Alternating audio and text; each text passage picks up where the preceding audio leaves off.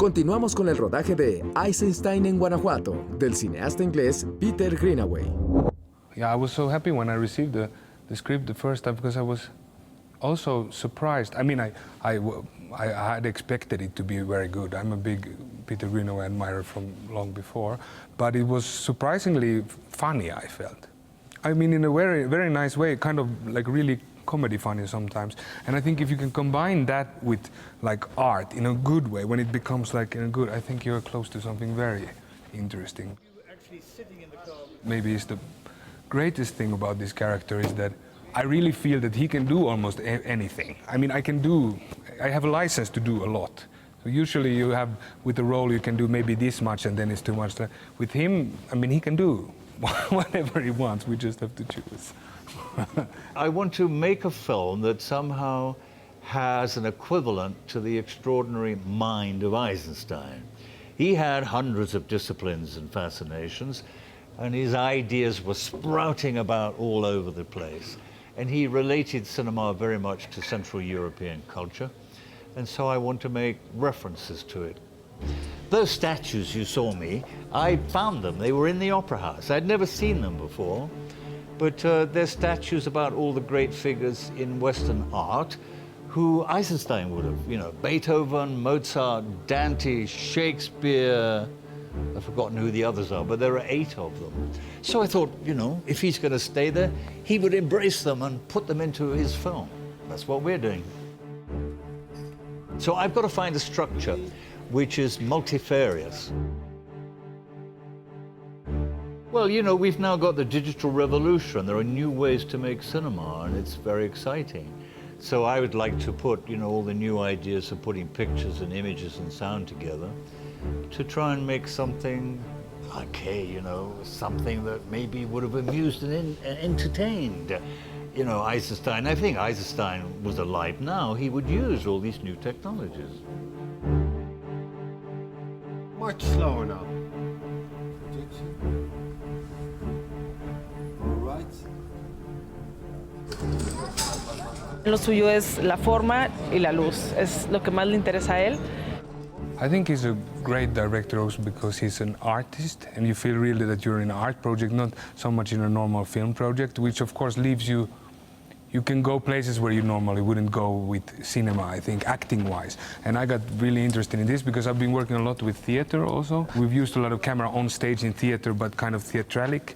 Theatralic? No, that's not the word. Action.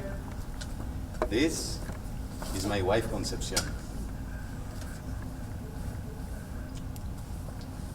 This is Rolando. Saluda. Good evening, sir. Good evening. Good evening. Y ese pedacito de humano is Pascal. I'm sorry, I have no Russian buttons. Improvisation, well, for me, I mean, yes, in a way. I never felt the need to improvise. I thought the text was so good, so I felt, why do you need to improvise? If you have very good text, I don't know why I would come up with something better the same minute than he has when he's written. I thought it was, you know, perfect, the script, so I thought I'm just going to take in the script. So I do it word by word. I don't improvise words. But of course I improvise what I can do in the sense. Es súper preciso, ¿no? Con respecto a lo que él necesita. Entre menos palabras es mucho más clara la dirección para el actor, ¿no? Muy relajado, muy relajado. Y de pronto va encontrando como jueguitos o cosas que se te ocurren. Tiene un ojo muy preciso, muy sensible. Okay, let's do another one. Cut, sorry. Let's do another one. Digo, no se aparta yo a mis ideas, al contrario. Con quien sea que se ponga a cotorrear del crew, él está en sus ideas, en su discurso y lo comparte y le gusta saber tú qué piensas, cómo la ves, y, o sea, está abierto y da y comparte, no se queda con nada, o sea, todo lo pone afuera y lo da. Es un personaje que la gente como que disfruta mucho, ¿no? O sea, cada uno de los que les he preguntado, me han contado sus anécdotas aquí, sí hay como una sensación de estar jugando todo el tiempo. Y eso se agradece muchísimo. Está muy divertido, es como un juego de niños al final. Un niño de 71, 73 años, no sé exactamente cuántos tiene. I'm 71 now, so my days are numbered. But I just hope that, you know, I can make maybe 10 more films. Directly after I finish this, so probably from about July, we start pre-production of a new film, which is based upon Death in Venice, the Visconti Thomas Mann story. Then I have a film about Brancusi, the Romanian sculptor who in 1904 walked from Bucharest to Paris. Then I have a film about Oskar Kokoschka, a Viennese painter. I have a Japanese ghost story I'm going to make very shortly.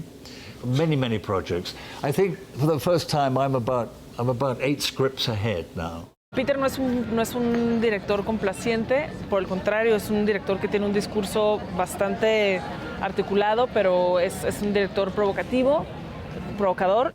I've always argued there are only 2 things to talk about. One is sex and the other is death. What else is there to talk about? Le gusta hacer a la gente pensar. Balzac suggested money, but money's not very important. It hasn't been around for very long, and an awful lot of stupid people have got money, so it can hardly be very important. No está obsesionado con los finales felices. If you read the plays of Shakespeare, you think power. But power, in a way, is only a way to manipulate yourself and mortality. So we're back to sex and death again. I don't know very much about either of you, but I do know 2 things. 2 people fucked to make you, and I'm sorry, but you're going to die. And everything else is negotiable. And certainly a large amount of cinema is about fucking and dying. Good, and cut. Thank you.